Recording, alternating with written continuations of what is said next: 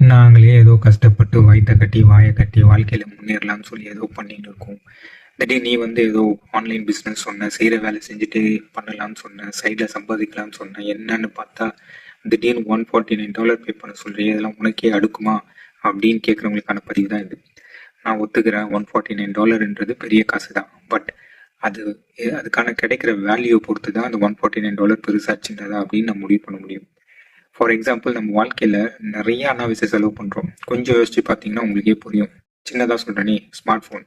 கொஞ்சம் பிராண்டடான smart phone வச்சுருந்தீங்கன்னா ஆப்வியஸாக அது $149 மேலே பே பண்ணி தான் வாங்கியிருப்பீங்க.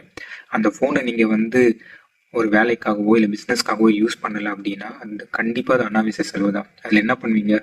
கால் பேசுறது தவிர மீது என்ன பண்ணுவோம்? சோஷியல் மீடியா ஆப் வச்சு ஸ்க்ரோல் பண்ணுவோம், இல்லை கேமிங் ஆப் போட்டு விளையாடின்னு இருப்போம். அதுக்கு நம்ம அவ்வளோ காசு ஸ்பெண்ட் பண்ணி வாங்கியிருக்கோம். அது கம்பேர் பண்ணும்போது இந்த $149 வந்து ஒன்றுமே கிடையாது. இது எப்படின்னா, இந்த $149க்கு உங்களுக்கு லைஃப் லாங் வந்து நிறைய விஷயம் இதில் கிடைக்க போகுது.